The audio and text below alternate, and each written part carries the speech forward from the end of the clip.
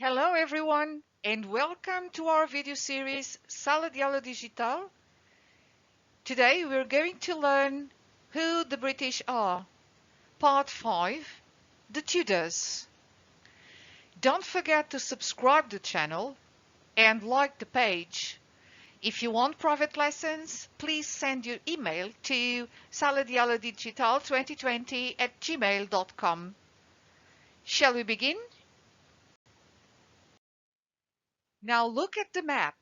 England, Wales, Scotland and Ireland were all ruled by members of the powerful Tudor family.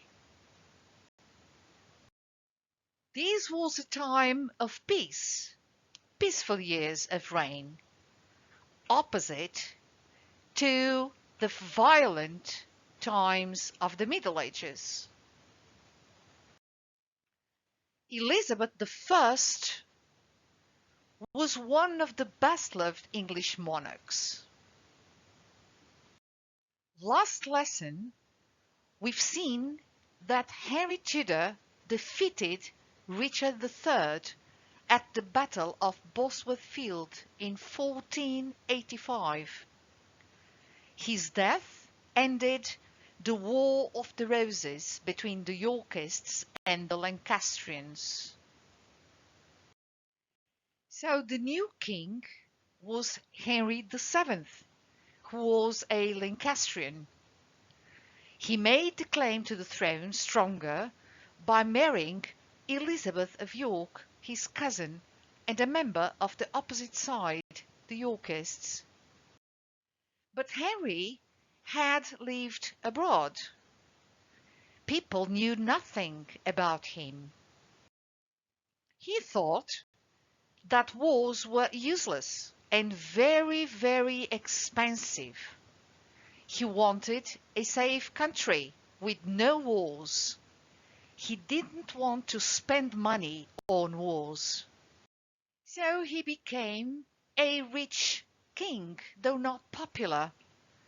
And he died in 1509 and passed a strong crown to his son, Henry VIII. But Henry VIII had to put down two rebellions of men claiming his throne. One of them was Lambert Simnel, who was only 13 and whose army was beaten, and he was sent to work in the royal kitchen.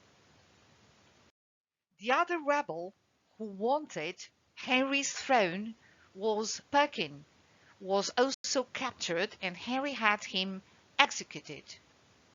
And Henry VIII is known for his 6 wives. When he was crowned, he married a Spanish princess, Catherine of Aragon. She did not give him a son, though. So he asked the Pope to give him a divorce, which the Pope refused. Henry VIII broke away from the Catholic Church and set up his own Church of England. He solved a problem. Now he could divorce Catherine and married Anne Boleyn.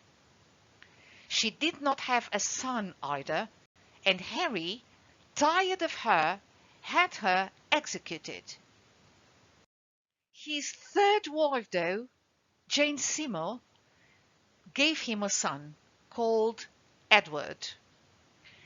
She died 12 days later. And so Henry, becoming old and ill, married 3 more times. With Anne of Cleves, they had no children, and then they got divorced. Catherine Howard, they had no children either, and she was executed. And Catherine Parr, they had no children too, and she left Henry. So Henry made himself head of the new Church of England to get the divorce. But many monks did not accept the new religion. Why not? Because they saw the Pope, Clement VII, as their leader and not Henry VIII. They were not obeying the new rules of the Church of England. And that's why Henry VIII closed all the monasteries and sold their land. King Henry loved music, sports, and books, and he built several magnificent palaces, such as Hampton Court Palace is the only Henry's palace that survived to these days. When Henry VIII died, his only son, Edward, became king, with only 9 years old. So England was ruled by his uncle first, the Duke of Somerset, and then by the Duke of Northumberland.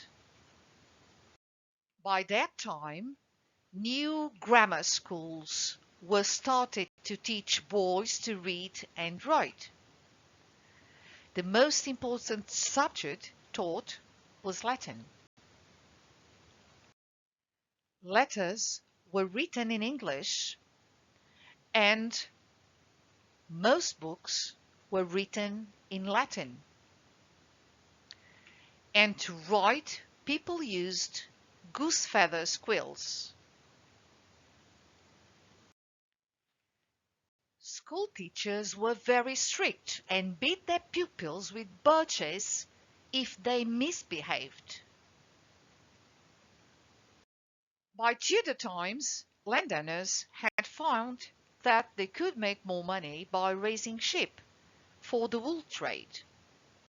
And for that reason, they didn't need so many peasants to look after the sheep.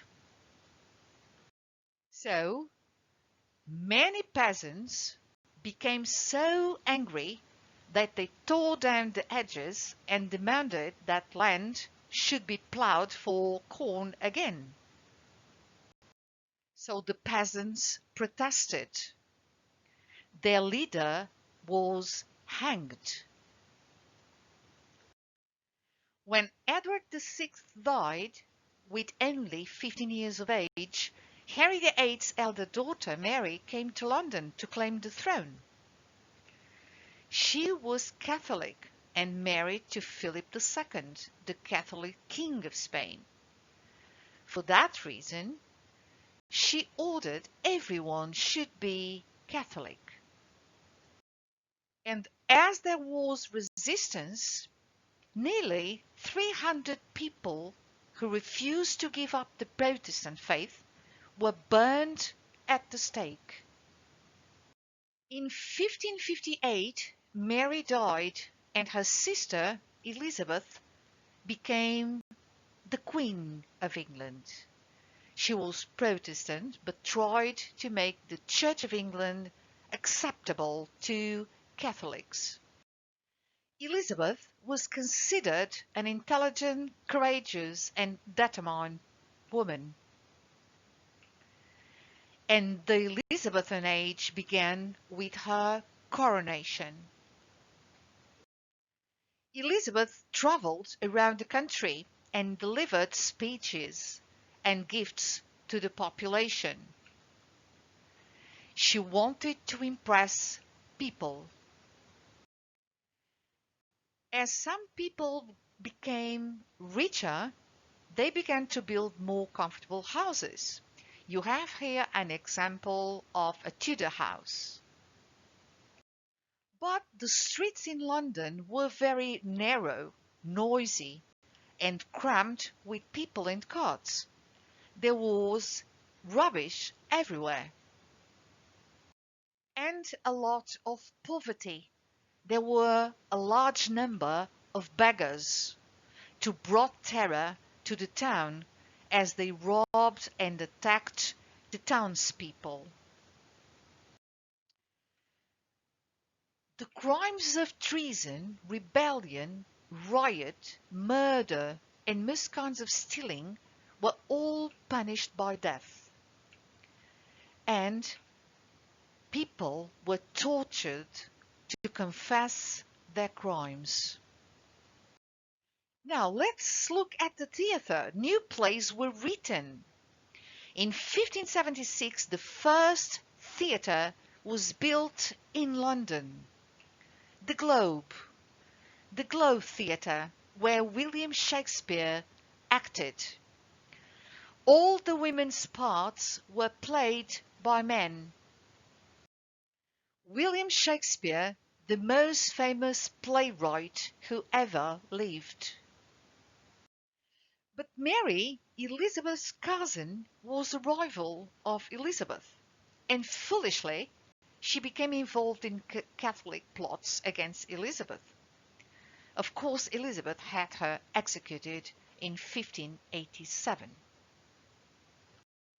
As you know, in 1492, Columbus discovered America for the King of Spain, and Spain became the richest country in Europe with Philip II. And Elizabeth encouraged the sea captains to attack the Spanish galleons and to steal their treasures. Of course, Philip became more and more angry with Elizabeth. He decided to invade England and sent a great fleet of 130 ships carrying 30,000 soldiers. And on Tuesday, the 24th March, London was in shock. Queen Elizabeth had died. Here you have Elizabeth's tomb in Westminster Abbey. She had shown, though, that a woman could rule as well as any man. And as she had no children, Mary's son, James, was crowned James I of England. He was the first of a new family of rulers, the Stuarts. Thank you. Thank you for watching this video. If you enjoyed the video, please share it with your friends. Try to follow the video series to know more about British history. If you want private lessons, please send your email to saladigital2020@gmail.com. Don't forget to follow the links below in the description box. Bye bye!